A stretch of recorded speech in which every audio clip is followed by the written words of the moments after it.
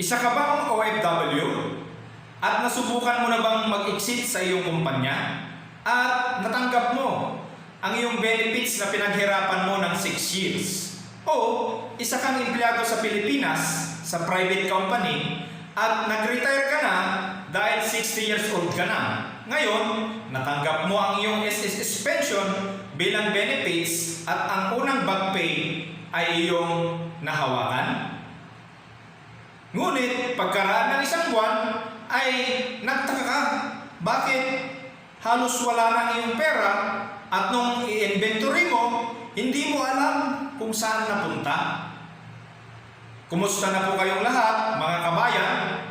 Welcome back to Bernard T. Gabaon YouTube channel, Current Events, Comparative Point of View. Ang pag-uusapan po natin ngayon ay patungkol po sa asset and liabilities at paano ito makakatulong sa ating lahat upang umangat ang ating buhay. Antabayana, ito na po. Pag-aaralan po natin ngayon kung ano po ang asset. Ano po ang asset? Ang asset po, mga kabayan, ay lahat ng bagay na nagpapapasok sa iyong bulsa ng pera o income ay tinatawag po natin asset. At ano po ang mga example ng asset?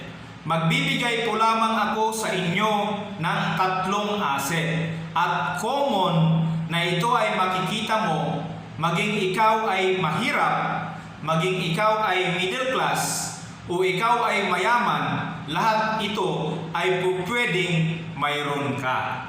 Una, kapag mayroon kang lupa, sabihin natin kalahating hektarya o 1 hektarya o di kaya 1/4 na hektarya.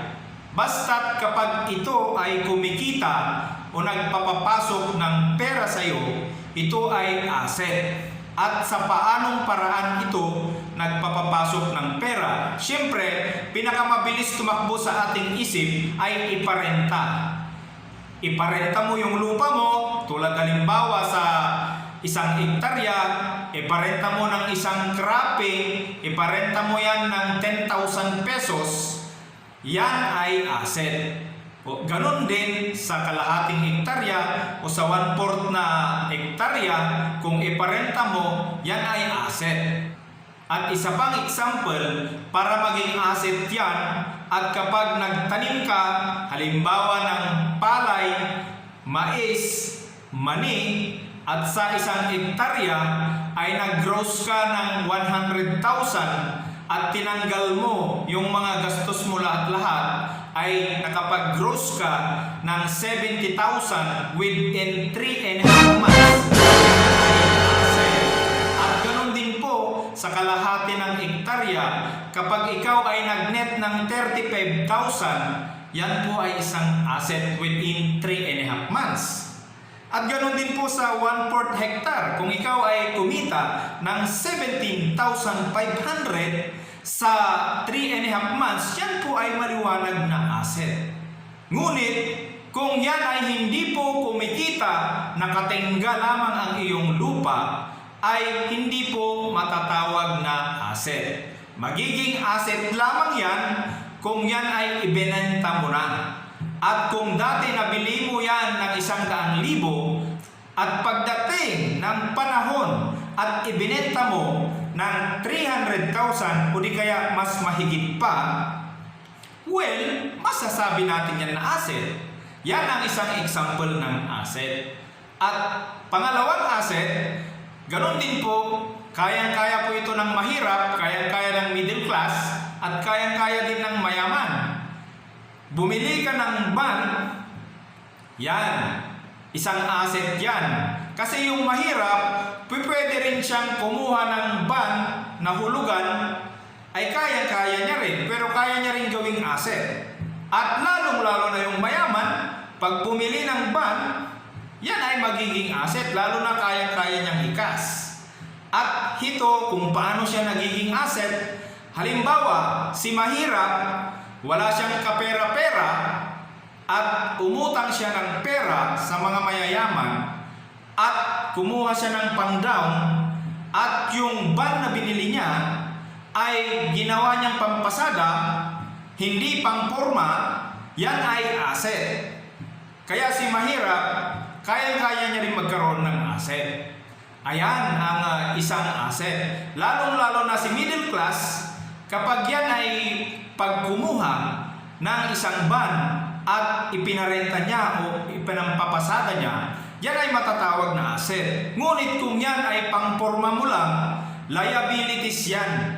Pag kumuha ka ng van at hindi mo ipinapasada, dahil ito'y ginagasolinahan mo lamang, nagbibigay ka ng pang-maintenance, may smoke test, at kung ano-ano pa, yan ay hindi asset, kundi liabilities yan. Kaya, kapag ka bumili ka ng van at ito ay pinarenta mo, at kung ito ay ginawa mong pangpasada, ipinalinya mo, kinuhanan mo ng franchise, ito ay magiging asset.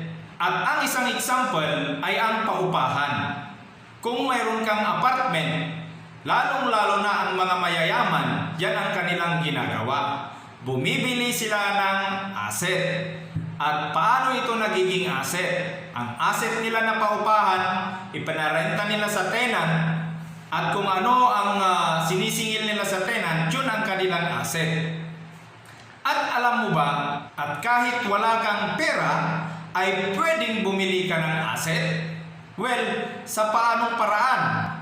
Ganito, umutang ka ng pera at ang pera na yan ay gamitin mong pangpagawa ng isang apartment at ang kinokolekta mong pera buwan-buwan ay siyang pinangbabayad mo sa hulugan kung sa land bank ka kumuha o sa bangko, dahil pwede naman tayong mga OFW yung mag-loan basta mayroon tayong particular na business plan na magawa. Pwede tayong makapag-loan ng 2 million at gawin nga natin itong apartment at ang koleksyon natin sa renta ay yun ang panguhulog natin sa bayad ng ating inutang, ay yan ang magandang isang asset. At marami pang klase ng asset. Alam nyo ba mga kapatid, kaya ang mga mayayaman ay lalong yumayaman dahil alam nila ang kanilang ginagawa. Mayroong tinatawag na cash flow. Ang cash flow ay ganito. Si mayaman kapag nagkapera, bibili yan ng asset. At ang asset, magbibigay sa kanya ng pera. Isang example lang yon. Pero maaring si mayaman, maaring mayroon siyang 5 asset o investment. At si middle class, alam nyo ba kung paano pinapatakbo ni middle class ang kanyang pera o ang kanyang cash flow? Si middle class, kapag nagkapera, dahil malaki ang kanyang sahod, pag nakuha niya ang kanyang sahod, dahil mayroon siyang bayarin sa bahay, mayroon siyang bayarin sa sasakyan, ang kanyang pera ay palabas ng palabas. Hindi kagaya ni mayaman. Si mayaman kapag ka nagkapera, bumili ng asset, ang pera papasok ng papasok. Well, si middle class ay masipag naman, maganda naman ang kanyang hangarin, magaling naman sa trabaho, ngunit ang kanyang cash flow ay papalabas lamang ang kanyang pera. Dahil kapag natanggap na niya ang kanyang sahod, ay binabayad nito sa bahay, binabayad sa sasakyan na hulugan. Alam nyo ba na si middle class ay kinakailangan niyang mag-overtime lagi, at isa pa yan, kulang siya ngayon sa oras sa kanyang pamilya. Yan si middle class. At si mahirap naman, si mahirap ay maganda naman ang kanyang hangarin, matalino naman si mahirap, masipag naman. Kaya lang, pag nagkapera si mahirap, ay pagkakuha ng pera, madalas ay diretsyo tapon ang kanyang pera. Bakit? Sapagkat kung nakuha niya ang kanyang pera, bibili agad yan ng mga sales. Kahit hindi niya kailangan dahil mababa ang presyo, bibili ngayon yan ng sales. Nakalimutan niya ang kanyang needs. Inuna niya ang kanyang wants. At dahil gustong-gusto niya na rin makapag-cellphone ng medyo maganda-ganda, Kahit alam niya na crucial ang kanyang budget, minsan nagsasakripisyo si mahirap. Kaya si mahirap, pagkakuha ng pera, biglang tapon agad sa gastos. So, ang ibig sabihin ng asset ay lahat ng nagpapapasok ng pera sa iyo, sa akin, ay asset. Kaya ang asset ay income, bili ng asset, o ipon, yan ay asset. At ang liabilities, income, gastos, equals liabilities.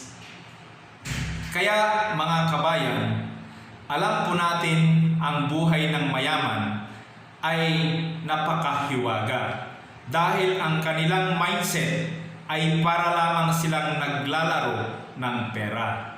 Alam nilang paikutin ang pera, alam nilang paikutin ang kanilang asset bago pa sila kumuha ng pangbili ng kanilang luho, yung iba, o bago pa sila ulit bumili ng asset. Kaya kung ikaw ay mahirap, kung ikaw ay middle class, hindi na siguro masama kung ating gagayahin ang mga mayayaman.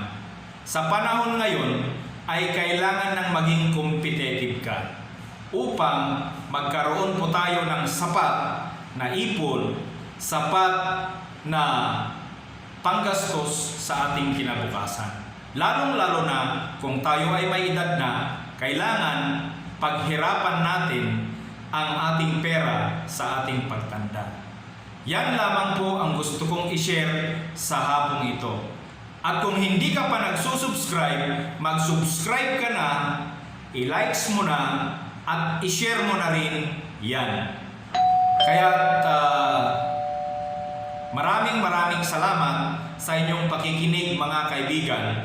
At sa lahat po ng aking mga subscribers, maraming salamat. At sa lahat ng mga viewers, at sa lahat po ng mag-view pa lamang ng vlog na ito, maraming salamat po sa inyo. God bless you po at sana nakatulong ang vlog na ito. Bernard Gabon po ng Candon City.